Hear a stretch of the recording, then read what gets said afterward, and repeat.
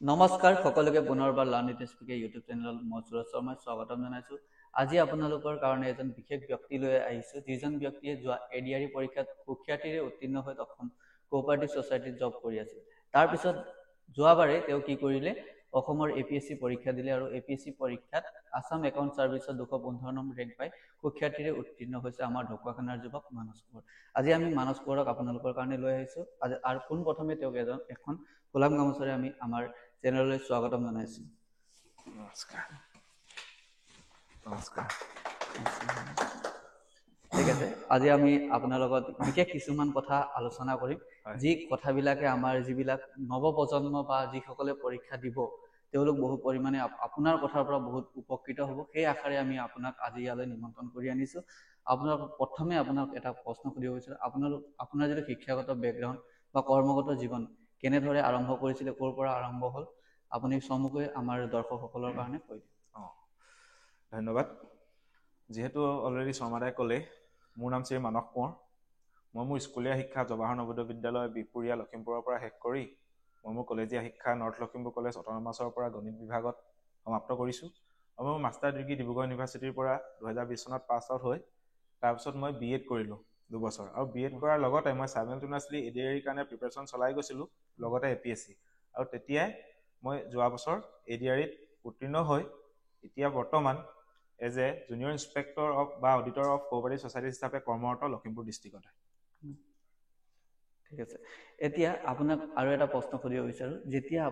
আপুনি দুটাকৈ পৰীক্ষাত সুখ্যাতিৰে উত্তীৰ্ণ হৈছে, ইয়াৰ আগত ADRI যিটো পৰীক্ষা হ'ল গোটেইকেইটা 4টাতে আপোনাৰ মেৰিট লিষ্টত নাম আহিছে। যেতিয়া এই মেৰিট লিষ্টত প্ৰথম নাম আহে, ADRIতে হওক বা APSCতে হওক, যিহেতু মেৰিট লিষ্টত নাম আপুনি চাই প্ৰথম নামটো আৰু নিজৰ নাম দেখাৰ পিছত অনুভৱটো কেনেকুৱা হয়, কেনেকুৱা লাগিছিল, সেই অনুভৱটো আমি জানিব বিচাৰোঁ।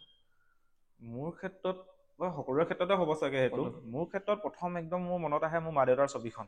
প্ৰথম যেতিয়া ৰিজাল্ট মেৰিট লিষ্টত নামটো দেখিছোঁ, প্ৰথমতে খবৰ দিবলৈ মই একদম উত্তাৱল হৈছোঁ ঘৰত। নামটো দেখিয়ে লগে লগে মই আমাৰ ফেমিলি গ্ৰুপত লগে লগে ৰিজাল্ট শ্বীটখন পঠাই দিছোঁ হোৱাটছএপত, আৰু লগে লগে মাক ফোন কৰি কৈছোঁ, মা মই APSC পালোঁ, বা ADRI ক্ষেত্ৰত ক'লোঁ যে মোৰ পাছ আহিছে। তাৰপিছত মায়ে ক'লে ঠিক আছে বুলি কৈ ফোন কাটিলোঁ। তাৰপিছত আৰু বেলেগ আপোন মানুহ আছে আৰু লগ বন্ধু আৰু যিকেইজনে আছিলে ওচৰ পাজৰ দিছিলে চিনাকি, তেওঁলোকক খবৰ দিছোঁ ৰিজাল্ট দিলে বা পালোঁ বুলি। একদম প্ৰথম ৰিয়েকশ্যনটো আছিলে মোৰ ঘৰত খবৰটো দিওঁ, মা দেউতাৰ মুখত বা ঘৰৰ দাদাবোৰৰ মুখত যি আনন্দৰ মানে প্ৰাপ্তিৰ হাঁহিটো দিবলৈ সেইটো যিটো ফিলিং নিজে অনুভৱ কৰিব পাৰি, সেইটোৱে মই বুজাব নোৱাৰি, শব্দৰে বুজাব নোৱাৰা কথা এইটো। ঠিক আছে, আপোনাৰ এই পৰীক্ষাবিলাক অসম চৰকাৰে এতিয়া ইমান ধুনীয়াকে নিকাকে পৰীক্ষাবিলাক অনুষ্ঠিত কৰি গৈ আছে। এই পৰীক্ষাবিলাক সহজে উত্তীৰ্ণ হোৱাটো ইমান সহজ নহয়, কাৰণ বহুত পৰীক্ষাৰ্থীৰ মাজৰ পৰা কেইজনমানে উত্তীৰ্ণ হ'বলৈ সক্ষম হয় বা সফলতা দেখিবলৈ পায়। এই সফলতা দেখিবৰ কাৰণে এটা প্ৰস্তুতি চলাব লাগে, এটা কি লাগে, এটা নিজৰ ষ্ট্ৰেটেজি লাগে। সেইটোৰ যোগেদি আমি কি কৰিব পাৰোঁ, সফলতা অৰ্জন কৰিব লাগে। আপুনি আপোনাৰ পৰীক্ষা ADRI হওক বা APSCৰ কাৰণে কেনেকৈ প্ৰস্তুতি চলাইছে? হয়, মই এই পৰীক্ষা দুটাৰ কাৰণে প্ৰিপেৰেশ্যন ষ্টাৰ্ট কৰিছিলোঁ প্ৰায় 2021ৰ নৱেম্বৰ লকডাউনৰ পিছৰ পৰা, অক্টোবৰ নৱেম্বৰৰ পৰা আৰম্ভ কৰিছিলোঁ। একচুৱেলি মোৰ প্ৰিপেৰেশ্যন ষ্ট্ৰেটেজিটো ক'বলৈ গ'লে মই কেইবাটাও বিষয়ত প্ৰিপেৰেশ্যন ষ্টাৰ্ট কৰিছিলোঁ। একদম প্ৰথমে মই আৰম্ভ কৰিছিলোঁ বেংকৰ কাৰণে পঢ়িবলৈ ষ্টাৰ্ট কৰিছিলোঁ। তেতিয়া যিহেতু বেংকত কাৰেণ্ট এফেয়াৰ্ছ লাগে বা যিখিনি আমাৰ মেথছখিনি ফাৰ্ষ্ট মেথছ লাগে, মই নিজেও মেথমেটিক্স বেকগ্ৰাউণ্ডৰ হয়, মেথছৰ মোৰ বেছিক নলেজ এটা আছিলেই, কিন্তু বেংকিং এক্সামবিলাকত আপোনাৰ ফাৰ্ষ্ট মেথছটো লাগে, স্পীড ট্ৰিক্সবিলাক লাগে আৰু বহুত ইংৰাজী ভকেবুলাৰী লাগে। সেইটো কাৰণে মই প্ৰথমতে নিজৰ মেথছটো ভাল কৰি ল'লোঁ। মেথছ বেকগ্ৰাউণ্ড হোৱাৰ কাৰণে মোক বেছি সময় নালাগিলে সেইটো, আৰু ৰিজনিংখিনি পাৰিয়ে গ'লোঁ লগতে। আৰু ইংলিছৰ কাৰণে লগতে কষ্ট কৰিছিলোঁ, সদায় ৰেগুলাৰ মানে এডিটৰিয়েল লিখিছিলোঁ আপোনাৰ, যিটো হিন্দু দুটা এডিটৰিয়েল আহে, সেই দুটাৰ পৰা নজনা শব্দকেইটা লিখি থওঁ আৰু তাৰ পৰা এটা চামাৰি নিজেই লিখোঁ। যিহেতু ইংলিছটো মোৰ অলপ উইক আছিলে, ইমানো ঠিক ঠাক আছিলে কিন্তু মোটামুটি আছিলে, যাতে ভকেবুলাৰী অলপ উইক আছিলে। ভকেবুলাৰী ষ্ট্ৰং কৰিবলৈ আৰু SPBCৰ পৰা তেনেদৰে যথেষ্টখিনি ৱৰ্ড মই মুখস্থ কৰিছিলোঁ। সেইটো একদম ফাৰ্ষ্ট ফেজ আছিলে, কিন্তু সেইটো ফেজে মোক কেনেদৰে পঢ়ি থাকিবলগীয়া ধৈৰ্যটো দিলে একচুৱেলি, যে নপঢ়িলে অকণ ভাল নলগা এনেকুৱা টাইপ হ'ল। তাৰপিছত মই BEdৰ এণ্ট্ৰেঞ্চটো দিলোঁ, BEdত সোমালোঁ 2021ত সোমালোঁ। BEd কৰি থাকোঁতে লগতে ছাইমেলটেনিয়াছলি মই ADRIৰ কাৰণে পঢ়ি আছিলোঁ লগতে। তাৰপিছত লগতে একেলগতে GS খিনি, যিহেতু মই মেথছখিনি অলৰেডি মোৰ কভাৰ হৈ গৈছিলে, মানে যিটো প্ৰথম পেপাৰ আছিল কোৱালিফাইং পেপাৰৰ কাৰণে টেনচন নাইকিয়া হৈ থাকে। মই সদ্যহতে ADRIৰ কথা কৈ আছোঁ, APSC কম ADRIৰ কাৰণে মোৰ মেথছ খিনি আৰু ইংলিছ খিনি বেংকৰ লগত পঢ়াৰ কাৰণে কভাৰ হৈ গৈছিলে গতিকে মোৰ বেলেগ টেনচন নাছিলে অকল পঢ়িবলগীয়া আছিলে জেনেৰেল নলেজ খিনি আৰু কাৰেণ্ট এফেয়াৰ্ছ খিনি এতিয়া সেইকাৰণে মই এডিআইৰ কাৰণে মেথছ আৰু ৰিজনিঙত এক্সট্ৰা সময় দিবলগীয়া হোৱা নাছিলে ইংলিছতো অকল জেনেৰেল নলেজে পঢ়িছিলো তেতিয়া মই ভাবিলো যিহেতু জেনেৰেল নলেজ পঢ়িছোৱে অলপ ব্ৰডকে পঢ়ি যাওঁ বস্তুখিনি যাতে এপিএছচি দিবলৈও যাতে এপিএছচি কাৰণে মোৰ সহায় হয় এটা এপিএছচি আৰু এডিআৰই এই দুইটা এক্সাম দুটা বেলেগ বেলেগ এক্সাম হয় এপিএছচি এটা বহুত দীঘলীয়া প্ৰচেছ বহুত কিটা এক্সাম পাছ কৰি অহাৰ পিছত আমি এপিএছচি এটা অফিচাৰ এটা নিৰ্বাচন কৰা হয় এডিআইটো এটা এক্সাম হয় দুইটাৰ মাজত ডিফাৰেঞ্চ এটা আছে কেনেকুৱা ধৰণৰ ডিফাৰেঞ্চ আৰু প্ৰস্তুতি কেনেকে চলাব লাগে দুইটাৰ কাৰণে হয় দুইটা পৰীক্ষাৰ ফাউণ্ডেশ্যন খিনি একে হলেও ওপৰৰ ফালে চাবলৈ গ'লে এক্সাম পেটাৰ্ণটো বহুত বেলেগ হয় এপিএছচি এতিয়া কাৰেণ্ট এফেয়াৰ্ছত আপোনাৰ আজিকালি নিউলি পেটাৰ্ণত ষ্টেটমেণ্ট ৱাইজ বহুত ধৰণৰ কুৱেশ্যন আহে এডিআইটো সম্পূৰ্ণটো বেলেগ এডিআইটো লাষ্ট বাৰ পেটাৰ্ণৰ মতে কোৱালিফাই কৰিবলৈ হ'লে আপোনাৰ 6 পৰা 10 লৈ যিখিনি মেথছত ষ্ট্ৰং হল এটা লাগিবই মেথছ ষ্ট্ৰং হল এটা লাগিবই তাৰ লগতে ইংলিছৰ যিখিনি ভকেবুলাৰী কুৱেশ্যন আহে বা পেছেজে আহে ইংলিছখিনিৰ কাৰণে এক্সট্ৰা হল কৰি ভকেবুলাৰী আপুনি প্ৰায় 500 পৰা 1000 লৈকে মুখস্থ কৰিব পাৰিব লাগিব মুখস্থ কৰিব লাগিব কিছুমান বস্তু এটা ফেক্টছখিনি মুখস্থ কৰিব লাগিবই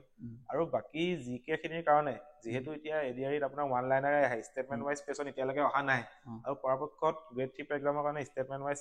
কুৱেশ্যন অহাটো মই নাহিব বুলি ভাবিছো চান্স কম আছে গতিকে সেইখিনিৰ কাৰণে ফাউণ্ডেশ্যন এটা বনাই লৈ 6 বা 10 লৈ এছচিআৰটি কিতাপখিনি পঢ়ি ফাউণ্ডেশ্যন এটা বনাই লৈ বাকি ইউটিউবৰ থ্ৰুদি আমি ষ্টাডি কৰিলেই হ'ল ইউটিউবৰ থ্ৰুদি নিজৰ সেলফ এছেছমেণ্টটো কৰিব পাৰিম আপুনি এতিয়া ইমানখিনি চেনেল আছে এতিয়া ইয়াতে আপোনালোকৰ চেনেলটোতেই লাৰ্ণ উইথ এছপিকে চেনেলটোতে ইমান ধৰণৰ ধুনীয়াকৈ সদায় ইমানখিনি এমচিকিউ কৰাই দিয়ে বা এমচিকিউ বুলিয়ে নহয় এক্সট্ৰা কোৰ্সো কৰাই মানে সিলেবাস ওয়াইজত মানে গোটেইখিনি কভাৰ কৰি দিয়া হয় কিন্তু কিছুমান ক্লাছ এনেকুৱাও থাকে মই তেনেকুৱা বিলাক চাইছিলো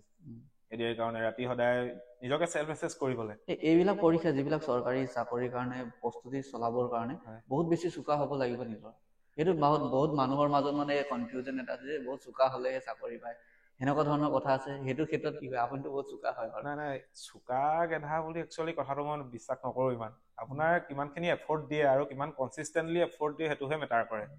মই চোকা মোৰ নিজৰে বেক আছিলে ডিগ্ৰীৰ মোৰ নিজৰো বেক লাগিছে আৰু এছএছ ফাৰ্ষ্ট ইয়াৰতে মই তামিলৰ মেথছত ফেইলেই এনুৱেললৈ পাছ কৰিছো কিন্তু সেইকেইটা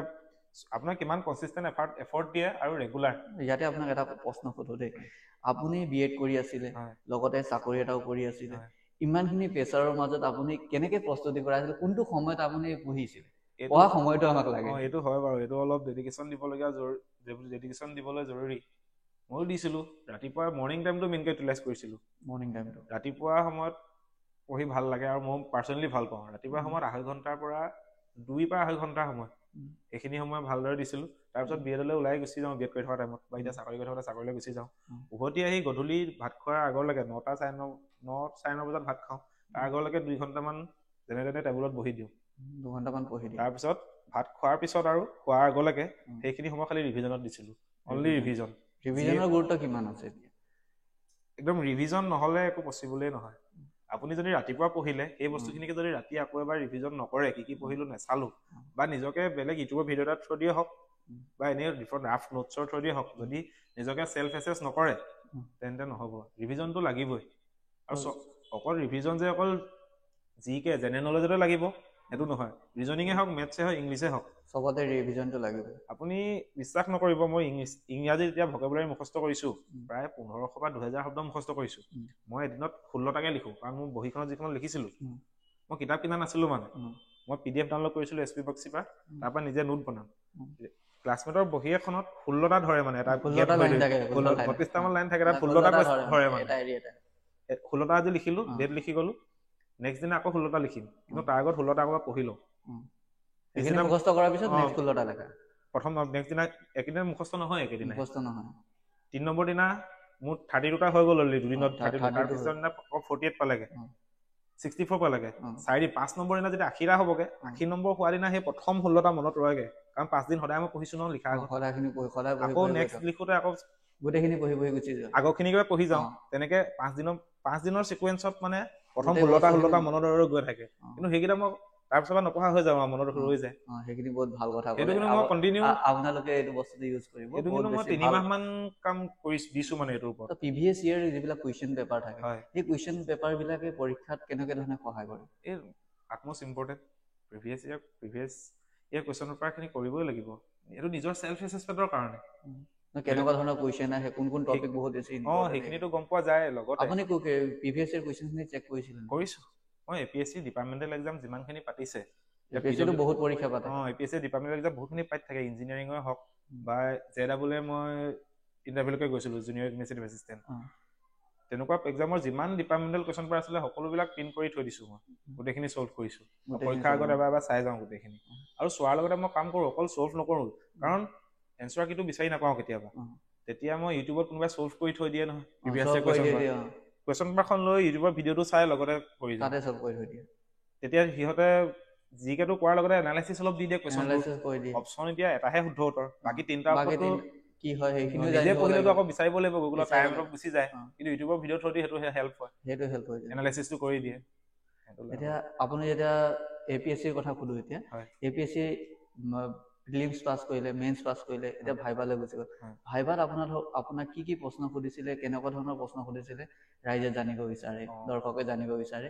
ভাইভা যিহেতু প্ৰিলিমছ আৰু মেইনছত একচুৱেলি নলেজ টেষ্টটো হৈ যায় আমি যিমানখিনি জানো অলৰেডি তাত লিখি মেলি আজৰি হয় এতিয়া ভাইভাটো একচুৱেলি পাৰ্চনেলি টেষ্ট তাত নিজৰ পাৰ্চনেলিটো চেক কৰা হয় এতিয়া মই যিহেতু চাকৰি কৰি আছিলো কোঅপাৰেটিভ সেক্টৰত মোৰ মেইনকে কোৱেশ্চনখিনি টাৰ্গেট হ'ল কোঅপাৰেটিভ সেক্টৰৰ ওপৰতে আৰু ময়ো নিজে টানি আনিব চালো নিজৰ পাৰ্চনেল ডিপাৰ্টমেণ্টৰ ফালে আৰু যিহেতু মই বিএড কৰিছিলো বুলি কৈছিলো তাত গোটেইখিনি মই যিমানখিনি এডুকেশ্যন কোৱালিফিকেশ্যন আছে সঁচাকৈ কৈছিলো স্কিপ কৰা নাছিলো একো সেইকাৰণে বিএডৰ এটা প্ৰশ্ন নেশ্যনেল এডুকেশ্যন পলিচিৰ কথা সুধিছিলে এটা দুটা আৰু বাকী ইথিক্সৰ কোৱেশ্চন সুধিছিলে অকমান সিচুৱেশ্যন দিছিলে যে সিনিয়ৰজন এৰগেন্ট হলে কেনেদৰে কাম কৰিবা তেনেকুৱা পৰা সিচুৱেশ্যন দিছিলে বাকি প্ৰিপাৰেচন ষ্ট্ৰেটেজি সুধিছিলে কোচিং কৰিছিলে নে নাই এইবোৰ সুধিছিলে তেনেকুৱা কোচিঙৰ কিমান ইম্পৰ্টেন্স যে এই পৰীক্ষাবিলাক পাছ কৰিবৰ কাৰণে কোচিঙৰ ইম্পৰ্টেন্স এটা নথকা নহয় কিন্তু মই যিহেতু আপুনি কৈছিল নেকি মই কৰা নাই সেল্ফ ষ্টাডি কিন্তু সেল্ফ ষ্টাডি কৰিও এজন মানুহ এপিএসসি কোৱালিফাই কৰিব পাৰে এটা আপুনি প্ৰুভ কৰিলে এইটো মই নিজে এতিয়া বিনা কোচিঙত মই আগবাঢ়ি আহিছো খালি পঢ়িব লাগিব সময় দিব লাগিব আৰু ৰেগুলাৰ সময় দিব লাগিব এনেকুৱা এটা ষ্টেজ পাবগৈ লাগিব যে পঢ়ি এদিন নপঢ়িলে যাতে কিবা এটা থাকি গ'ল জীৱনত এনেকুৱা ধৰণৰ মিছ হৈ গ'ল যে এনেকুৱা এটা ষ্টেজ পাই যোৱাৰ পিছত গম পাব যে কিবা এটা নহয় কিবা এটা এপিএসসি নহওক লাগিলে কিন্তু এডিআৰই হওক বা বেলেগ এটা এক্সামে হওক এছআই হওক সোমাব পাৰিব এতিয়া আপোনাৰ ভৱিষ্যত পৰিকল্পনা কি আছে যে ভৱিষ্যতে আকৌ এবাৰ এপিএসসি দিব নে ইউপিএসসিৰ কাৰণে আমি মানৱ কুঁৱৰক আকৌ ইউপিএসসিত দেখা পাম নেকি কাৰণ ইউপিএসসিত অসমৰ পৰা বহুত কম মানুহ আহে এইটো এতিয়া ডিপেণ্ড কৰিব মষ্ট প্ৰবেবলি মোৰ এতিয়া ৱৰ্ক এলটমেণ্টটো কোন জেগাত পৰে বা কিমান টাইম এভেইলেবিলিটি কিমান পাওঁ বা ৱৰ্ক প্ৰেছাৰ কিমান হয় ৱৰ্ক প্ৰেছাৰটো আপুনি বহুত ঝেলিব পাৰে আমি গম পালো কাৰণ বিএড আৰু আপুনি এটা চাকৰি কৰি থকা সময় বিএড কৰিলে তাৰপিছত আহি চাকৰি কৰিলে লগে এপিএসসিৰ কাৰণে প্ৰস্তুতি চলোৱাটো ইমান সহজ নহয় বিএডত কিমান প্ৰেছাৰ থাকে আমি সকলোৱে জানো কিমান কাম কৰাৰ পিছতো আপুনি কৰিব আছে প্ৰেছাৰ ঝেলিব পৰা আপোনাৰ কোৱালিটি আছে তাকে সেইটো সময় মিলাই তাকে আগবাঢ়িব লাগিব ইউপিএসসি দিম নেক্সট ইউপিএসসি আমি মানস কুঁৱৰক ইউপিএসসি আইএছ অফিচাৰ বা আইপিএছ অফিচাৰ হিচাপে আমি চাবলৈ ইচ্ছা কৰিম সকলোৱে আমি আশা কৰিছো আপোনাৰ ভৱিষ্যত জীৱনটো বহুত ভাল হওক সুন্দৰ হওক তাৰে কামনা কৰিছো আপুনি ইমান সময় দিয়াৰ বাবে আপোনাক বহুত বেছি ধন্যবাদ আকৌ পুনৰবাৰ যদি আমাক কিবা প্ৰয়োজন হয় বা আমাৰ দৰ্শকসকলে কিবা জানিব বিচাৰে তেতিয়াহ'লে আপোনাক আমি নিশ্চয় আকৌ এবাৰ লৈ আহিবলৈ চেষ্টা কৰিম যাতে আমাৰ দৰ্শকসকলে যদিও আপোনালোকৰ কিবা প্ৰশ্ন সুধিব লগা আছে মানস কুঁৱৰক আমাৰ কমেণ্ট বক্সত কমেণ্ট কৰি জনাই দিয়ক আমি আপোনালোকৰ যিমানখিনি প্ৰশ্ন আছে গোটেইখিনি উত্তৰ দিবলৈ চেষ্টা কৰিম আপোনালোকে কমেণ্ট বক্সত এটা আপোনালোকৰ প্ৰশ্ন দিব যে মানস কুঁৱৰ বহুত বেছি হেল্পফুল মানুহ হয় কাৰণ মই হোষ্টেলতো লগ পাইছিলো আমাৰ দাদাৰ লগতে বিএড কৰিছে দাদাই ৰাতি 11টা বজাতো ফোন কৰি মানসক কুৱেশ্যন কৰি থাকে মানসে এনসাৰ দি থাকে ইমান হেল্পফুল মানুহ হয় আপোনালোকক যিমান এপিএসসি ৰিলেটেড হওক বা আন যিকোনো এক্সাম ৰিলেটেড হওক এডিআই ৰিলেটেড হওক এনেকুৱা ধৰণৰ যদি আপোনালোকৰ কিবা অসজা লাগে আমাৰ কমেণ্ট বক্সত মেছেজ এটা কৰি দিব আমি মানসক মেছেজটো দিয়াই দিম মানসে আপোনালোকক ৰিপ্লাইটো দিব মানসে দিব নাই দিম নিশ্চয়কৈ দিম আপোনালোকে মই আছো সদায় মোৰ যিহেতু ঘৰ ইয়াতে আৰু পাই আছো আগৰ পৰা পাই আছো শৰ্মাদাক মই হোষ্টেলতো পাইছো মই আছো I am available any time চিন্তা নকৰিব এনি কৰি থাকিলে কমেণ্ট কৰি জনাব তেওঁলোকে মোক মেছেজটো দিব বা মই নিজেও চাম তাৰপৰা মই কমেণ্ট এটা কৰি হ'লেও তাত এনচাৰটো দি দিম প্ৰব্লেম নাই সেইটো বাকীখিনি কথাখিনি যদি আপোনালোকৰ অকণমান হ'লেও যদি কিবা এটা লাভ পোৱা যেন লাগিছে যদি আপোনালোকৰ লাভ হয় বা অলপ হ'লেও মটিভেটেড ফিল যদি কৰিছে আজি তেন্তে গৈ অলপ আজি অকমান 1 ঘণ্টা বেছি আজি ইউটিলাইজ কৰি দিব দিনটো ধুনীয়াকে তাকে মোৰ আশা থাকিলে ধন্যবাদ ঠিক আছে আকৌ এবাৰ লগ পাম ধন্যবাদ